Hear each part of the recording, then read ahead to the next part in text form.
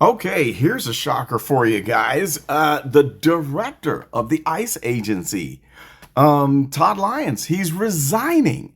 I was shocked when I saw this. And then when I saw the headline that went along with it, the largest Chinese illegal alien gift card fraud in history, biggest gift card fraud case in history has just been uncovered. So I thought, well, what does Lyons have something to do with that? Is he stealing gift cards and helping the Chinese? Well, no, that's a coincidence. So fortunately, Mr. Lyons is resigning because I guess his sons, he's got two sons that have some things going on with their lives. Maybe he's got weddings coming up or different things that he wants to do. So he is calling it quits. And he is getting pretty much the green light and a big handshake from President Trump, and also some nice things being said about him, about the incoming Homeland Security director that replaced Tulsi Gabbard, and that would be Mark Wayne Mullen.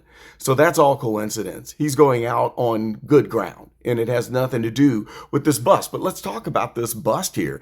This is really interesting. So apparently, there's many different ways that we can fund the enemies, fund terrorist groups, or fund the Chinese CCP, okay? And this is one of the ways that they're doing it.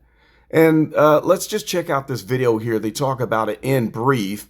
Let's play the video, and then we'll come back and discuss the root of the problem, which was when these people came in here that were committing these crimes. So let's listen in real quick. That is key right now.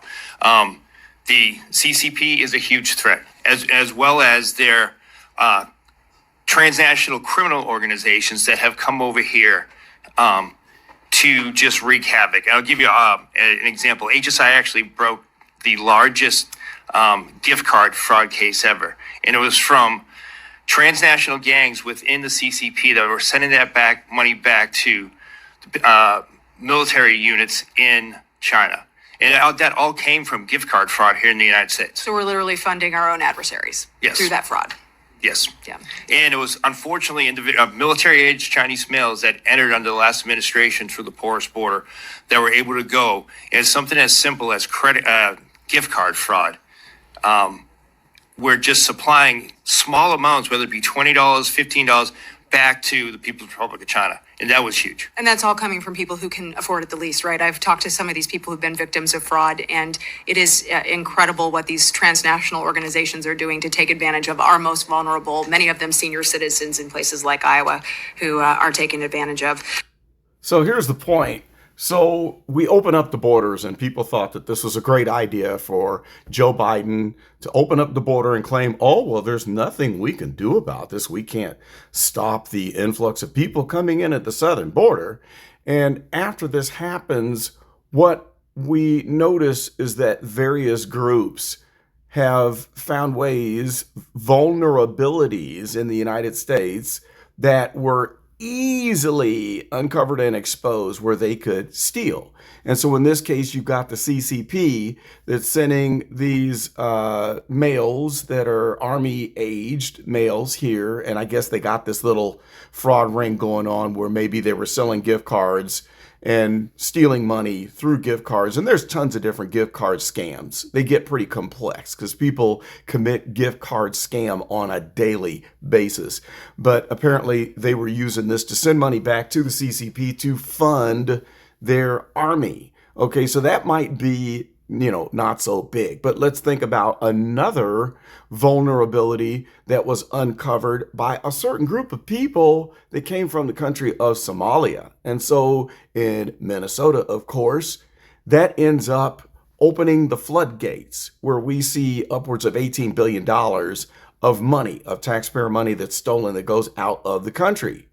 But the bottom line, the one thing in common is all of these groups that are uncovering these vulnerabilities, they all came in during the open border season, during the 4 years that Poopy Pants Joe Biden was in charge or not in charge. It was probably the cabal and the autopin that was behind him. During that time that they opened up the borders for the specific purpose to change the very nature of the population, the makeup of the United States, the demographics, so that the Democratic Party could get back into power or remain into power permanently. Now, we can get into that on another video, but this is pretty shocking. What are your thoughts about this? And what do you think should be done to close up all of these vulnerabilities that we're finding that popped up during the period of time that Biden just opened up the borders? And do you think that an open border is a good thing when you have situations like this, where if you're opening up the doors to the most crooked people in the world, the best of the best crooks out there, you're just opening up the door, don't you think that we can expect to have major problems? Post your comments about that. Again, I'm on vacation, and I'll have a few more videos coming your way, but that's all for this one. This is Carlton, and I am out.